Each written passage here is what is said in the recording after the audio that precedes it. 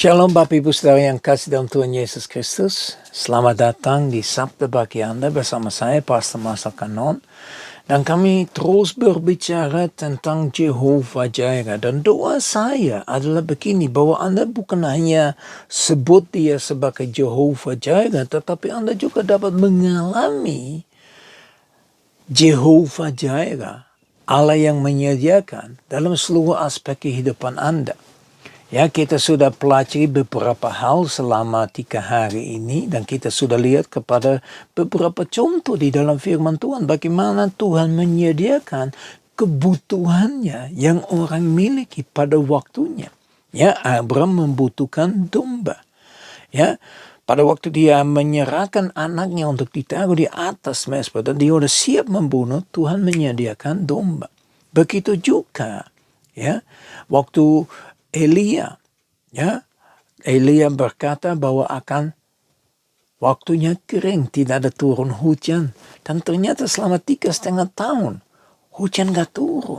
Tapi kita dapat melihat bahwa bukan sekali tapi berulang kali Tuhan tetap menyediakan makanan dan minuman buat si Elia ini.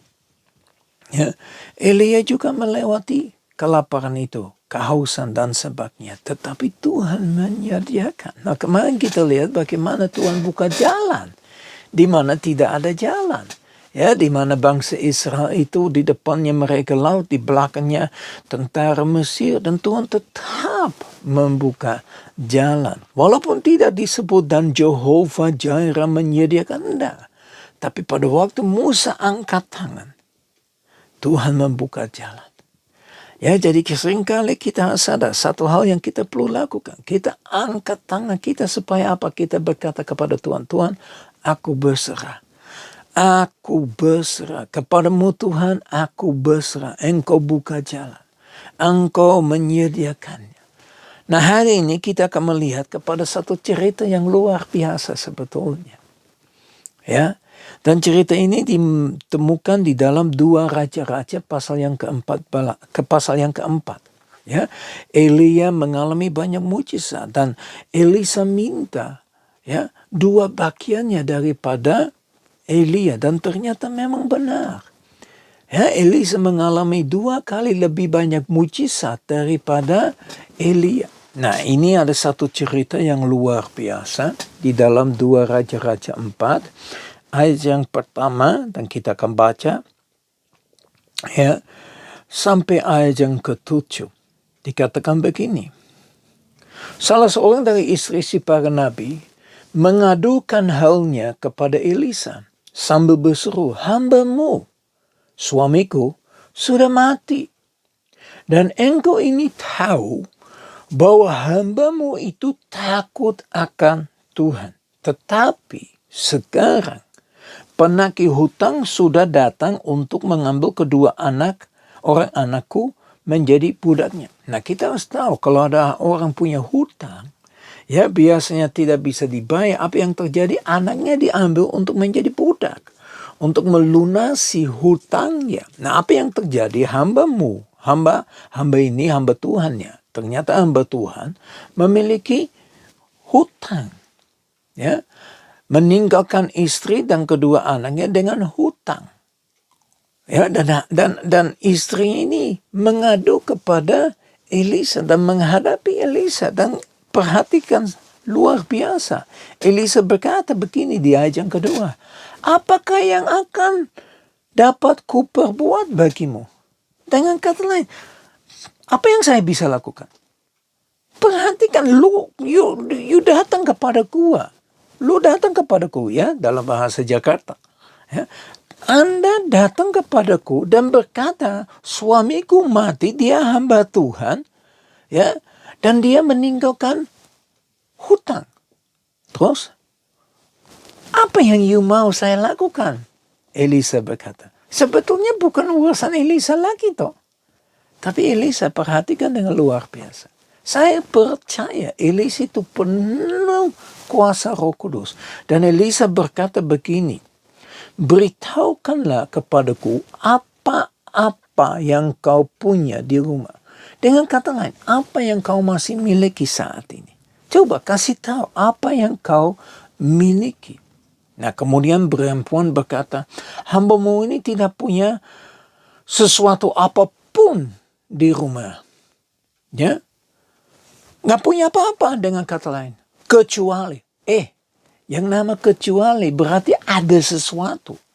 Bapak Ibu Saudara yang kasih dalam Tuhan Yesus Kristus, kalau kita lagi down sekali, kalau kita lagi tidak tahu jalan keluar, kalau kita udah begitu sulitnya, kita sering berkata nggak punya apa-apa, nggak punya apa-apa. Ya, saya dengar orang berkata, wah saya nggak punya uang, padahal dompetnya ada uang. Ya mungkin nggak uang banyak, tapi masih ada. Jangan bilang nggak punya apa-apa kalau masih punya. Ya kita seringkali begitu. Oh saya nggak punya apa-apa. Oh saya nggak pintar masak. Saya nggak bisa masak. Saya nggak bisa begini. Saya nggak bisa. Saya nggak punya. Saya selalu negatifnya. Mari kita menghitungkan kembali berkat yang Tuhan berikan kepada kita. Berkat apa yang Tuhan berikan kepada kita? Ya, apa yang kita masih miliki hari-hari ini kita bisa pakai untuk kemuliaan nama Tuhan. Ya, dan dikatakan begini, ya, kecuali sebuah buli-buli berisi minyak. Sebuah berarti satu. Apa yang dia masih miliki? Buli yang berisi minyak. Minyak yang sedikit.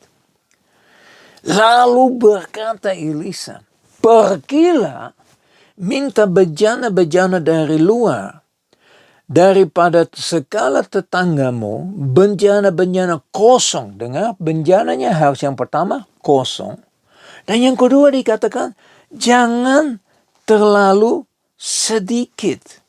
Ya, jangan terlalu sedikit. Nah, terlalu sedikit berarti dia harus minta banyak. Buat apa sih?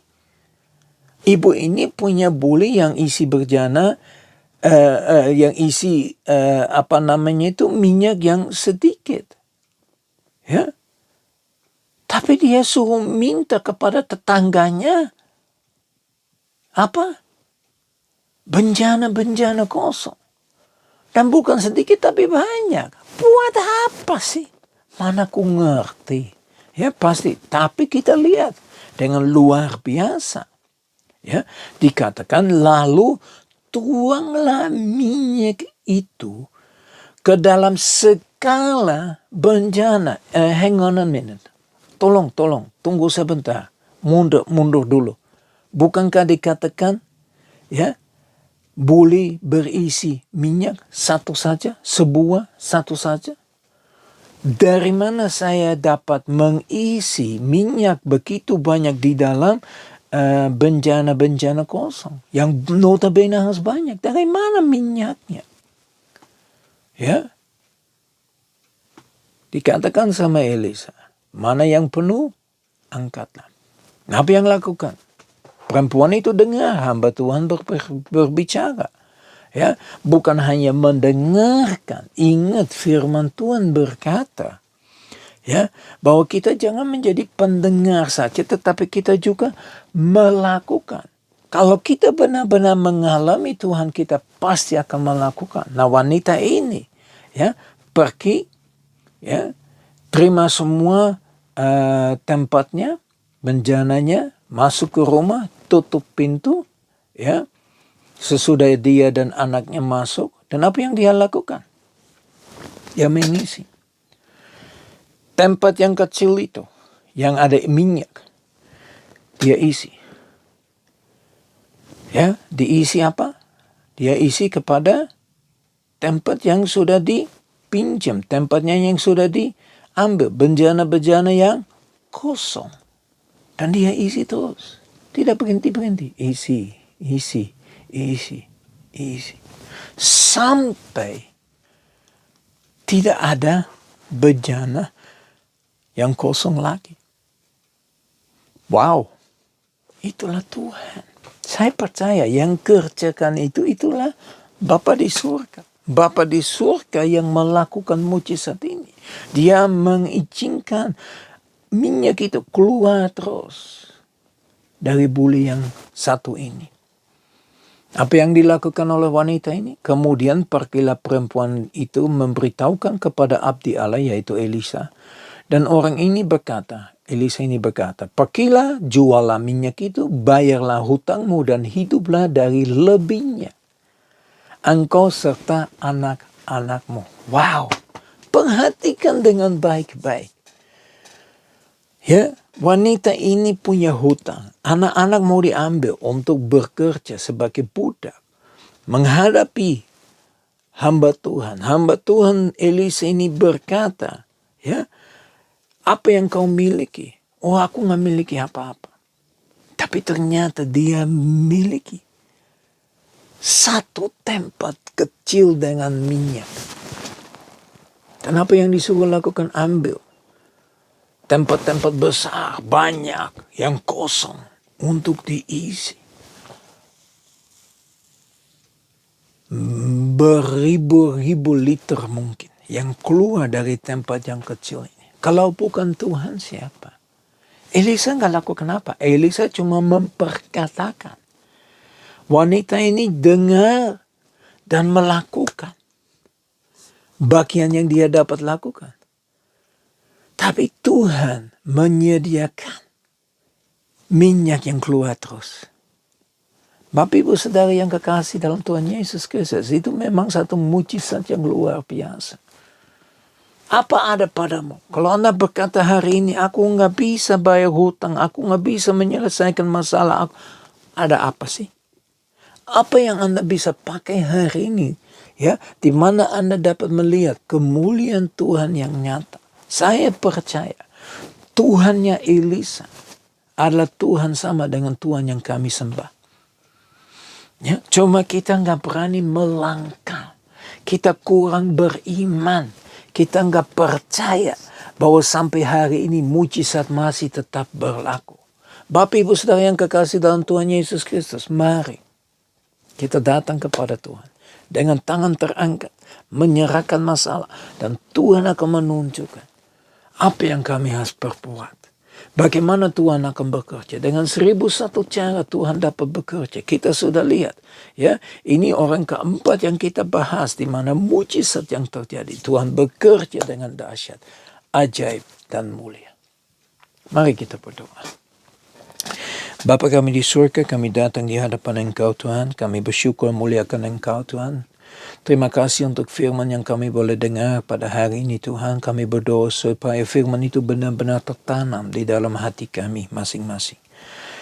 Roma berkata iman timbul oleh pendengaran akan firman-Mu Tuhan. Hari ini Tuhan biar iman kami dikuatkan, iman kami ditumbuhkan, iman kami benar-benar maju di dalam Engkau. Tuhan hamba berdoa supaya setiap umat yang akan mendengar dan melihat Tuhan, ya, akan benar-benar mengandalkan Engkau, akan mempercayakan diri kepada Engkau dan akan berkata, Tuhan apa yang kami dapat lakukan. Supaya kemuliaan-Mu itu benar-benar nyata. Supaya kemuliaan-Mu ada Tuhan. Tuhan kami percaya Engkau tetap melakukan mujizat. Untuk itu Bapa, biar Engkau memperkenalkan diri sebagai Jehovah Jireh kepada semua umat yang sudah dengar firman hari ini. Dalam nama Tuhan Yesus Kristus kami berdoa. Haleluya. Amin. Ya Bapak Ibu Saudara yang kasih dalam Tuhan Yesus Kristus, saya berdoa supaya Anda benar-benar melakukan itu. Mengandalkan Tuhan. Menyerah kepada Tuhan dan percaya Tuhan akan campur tangan. Tuhan akan melakukan bagiannya karena Dia adalah Jehovah Jireh, Allah yang menyediakan. Saya berdoa supaya berkat dari Allah Bapa kami yang di surga, kasih yang sempurna di dalam Yesus Kristus, persekutuan yang manis dengan Roh Kudus menyertai kita semua mulai saat ini sampai Maranatha Tuhan Yesus datang kembali, bahkan sampai selama-lamanya. Haleluya, semua katakan amin. Ya Tuhan Yesus memberkati. Sampai ketemu besok. Shalom.